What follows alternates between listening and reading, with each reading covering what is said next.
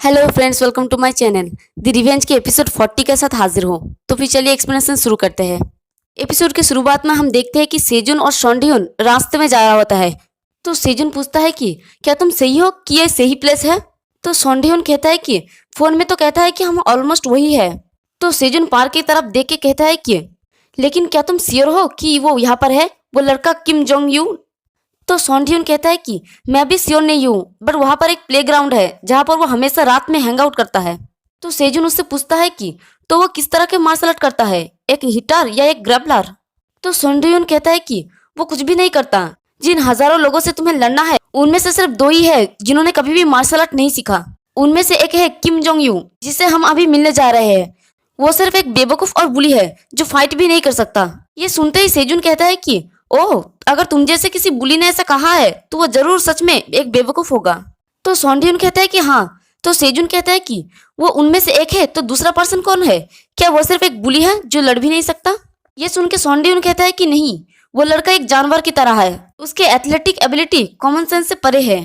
तो सेजुन कहता है कि तो क्या वो नेक्स्ट टारगेट है। ये सुन के ही सॉन्डियन कहता है कि अभी तुम्हारी स्किल के साथ तुम तो मर जाओगे।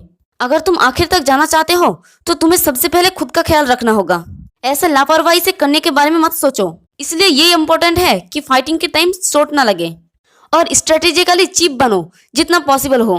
और फिर हमें प्रेजेंट का सीन दिखाया जाता है जब सेजुन ने पीछे से आके जोंगयो की गाल पे जोर से थप्पड़ मारा था और वो एक ही थप्पड़ में ढेर हो जाता है। ये देख के सेजुन हैरान से कहता है कि क्या क्या ये इतना जल्दी ओवर हो गया। तो सॉन्डियन कहता है कि मैंने तुमसे कहा था ना कि वो एक बस इडियट है, वो हमेशा बेहोश हो जाता है। तुम कंपटीशन में पार्टिसिपेट कर रहे हो, इसका मतलब ये नहीं कि तुम टैलेंटेड हो। चलो इस पर अपनी एनर्जी बर्बाद मत करो और आगे बढ़ो। फिर सेजुन उस लड़के जेयोंग नॉय से पूछता है कि क्या तुम ठीक हो, क्या तुम्हें चोट लगी है। तो वो लड़का कहता है कि मैं तो ठीक हूँ, ये मेरा आदत सा हो गया है। ये सुन के सेजुन उसे कहता है कि तुम इसकी आदत न डालो। ऑफकोर्स ऐसा नहीं होना चाहिए क्योंकि इसमें तुम्हारा गलती नहीं है, लेकिन रियलिटी ये है कि अभी भी हो रहा है। इसलिए हमेशा मदद के लिए कहो और अपने आप को प्रोटेक्ट करने के लिए कोई तरीका ढूंढो और इससे बचने के लिए फाइट करो। और सेजुन उसे उसका जैकेट देते हुए कहता है कि इससे मैं तुम्हारा बस कुछ हफ्तों तक ही हेल्प कर सकता हूँ, लेकिन हमेशा नहीं कर सकता। एंड में तुम्हें अपने लिए ही लड़ना पड़ेगा। वैसे मैं मेथड के बारे में बात कर रहा हूँ, और जैसे कि मैंने तुमसे कहा कि तुम्हारा इसमें कोई भी गलती नहीं था। ये सब सुन के वो लड़का बस सेजुन की तरफ हैरानी से देखता ही रहता है। फिर वो उससे अपना जैकेट ले लेता है। फिर सॉन्डियन और सेजुन जोंगयू के पास आ जाता है और जोंगयू अभी भी नीचे गिरा पड़ा होता है। तभी सेजुन जोंगयू की नाक की तरफ देखता है और उसके नाक से उसकी पिन को जोर से निकालते हुए कहता है कि मैं इसे ले रहा हूँ। और पिन के निकलते ही जोंगयू के नाक से बहुत ज्यादा खून बहने लगता है। तो जोंगयू दर्द के मारे उससे चिल्ला के गाली देने लगता है। और तभी सेजुन उसके चेहरे पे बहुत जोर से पंच मारता है और उससे पूछता है कि अब मैं तुमसे क्वेश्चन करूंगा और तुम्हें जो कुछ भी पता है वो सब कुछ तुम्हें मुझे बताना होगा। और सेजुन उसकी कोट को पकड़ के कहता है कि वरना मैं ये उतार दूंगा। तो वो लड़का जल्दी से सेजुन के हाथ को पकड़ के कहता है कि तुम किस बारे में बात कर रहे हो कमीने, और तुम कौन हो, और पहले मुझे जाने दो तुम कमीने, और हम बात कर सकते हैं। ये बहुत ही एक्सपेंसिव है। और वो सॉन्डियन को पूछता है कि सॉन्डियन ये कमीना कौन है। और तभी सेजुन उसकी चेस्ट पे अपने पैर रखता है। ये देख के जोंगयू कहता है कि ये तुम क्या कर रहे हो। और तभी सेजुन उसकी कोट को खींच के फाड़ देता है। ये देख के ही जोंगयू गुस्से में उसे चिल्ला के कहते हैं कि तुम पागल कमीने, क्या तुम मरना चाहते हो, क्या तुम जानते हो कि इसका कॉस्ट कितना है। तो अभी सेजुन उसके सर पे जोर से पंच मारता है और अपने हाथों से उसकी गाल को पकड़ लेता है। तो जोंगयू उसे गाली देने लगता है। फिर सेजुन उसे कहता है कि तुम्हारा इंटेलिजेंस बहुत ही कम है, क्या तुम्हें यह सच में महंगा लगता है, लेकिन तुम दूसरों की लाइफ को कुछ भी नहीं समझते। अगर तुम दूसरे लोगों के साथ ऐसा ट्रीट करते हो तो क्या तुम्हें लगता है कि तुम बहुत महान हो। और सेजुन उसकी गाल को जोर से दबाने लगता है। तो दर्द के मारे कहता है कि लानत है, दुनिया हमेशा ऐसा ही है कि तुम अपनी स्ट्रेंथ से मुझ पर हावी हो रहे हो, तो इसमें डिफरेंस क्या है। ये सुन के सेजुन कहते हैं कि ये सच है कि तुम सही हो, मुझे ऐसा नहीं कहना चाहिए था, मुझे बात करने से पहले एक्शन लेना चाहिए था। और वो उसके एक हाथ को मरोड़ने लगता है।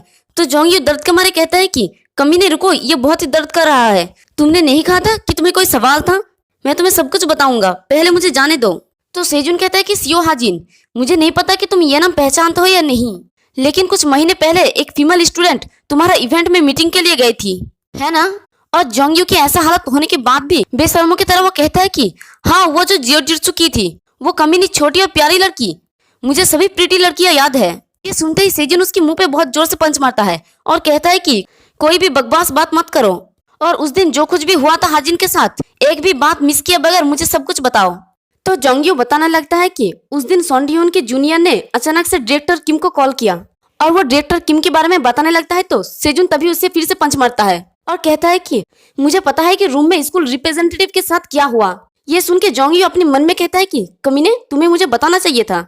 और फिर वो रूम में जो कुछ भी हुआ वो सब बताने लगता है और कहता है कि तो रूम में उन्होंने कहा कि जो भी जियोजुत्सु में अच्छा है वो अपना हाथ उठाए और इसे रिकॉर्ड किया जा रहा था, लेकिन मुझे नहीं पता कि इसका ब्रॉडकास्ट कहाँ होने वाला था।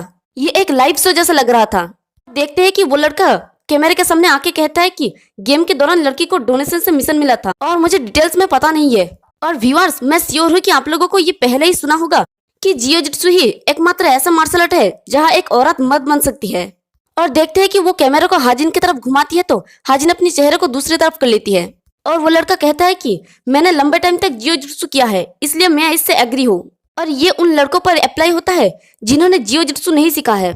अगर वेट में बड़ा डिफरेंस है तो ये सच में बहुत हार्ड है। और वो बहुत एक्साइटेड होके कहता है कि और क्या होगा अगर ये कोई जियोजुत्सु फाइट ना हो के एक रियल फाइट हो तो। मैंने इससे पहले नहीं देखा है, इसलिए मैं बहुत ज्यादा क्यूरियस हूँ और आप लोग भी क्यूरियस होंगे, है ना।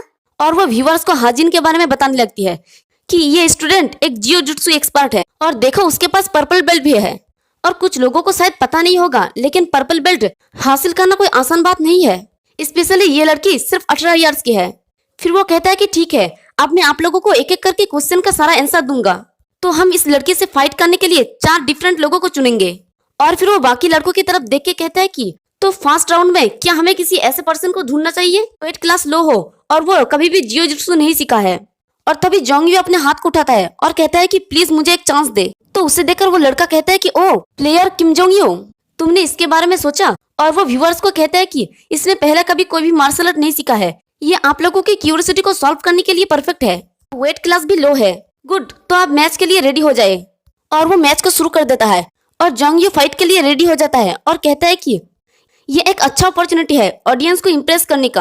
और वो खुद को मोटिवेट करते हुए कहता है कि मैं ये कर सकता हूँ, मेरा ओपोनेंट सिर्फ एक छोटी और प्यारी लड़की है। और तभी सेजुन उसके मुंह पे फिर से पंच मारता है। तो जोंगयू गुस्से में कहता है कि कमीने ये किस लिए था। कहता है कि सिर्फ इसलिए क्योंकि मुझे ये पसंद है। और वो उसे पूछता है कि तो ये कैसे हुआ। ये सुन के जोंगयू अपने मुंह से खून को थूकते हुए कहता है कि मैं बात कर रहा था और तुम्हारा मतलब क्या है कि ये कैसे हुआ, बस डिस्ट्रॉयड हो गया। और हम देखते हैं कि हाजिन जोंगयू के गले को जोर से पकड़ के रखती है तो वो उसे हरा देती है। और इसी के साथ हमारा ये वाला एपिसोड भी खत्म होता है। एक्सप्लेनेशन पसंद आई तो वीडियो को लाइक और चैनल को सब्सक्राइब कर दे। शुक्रिया।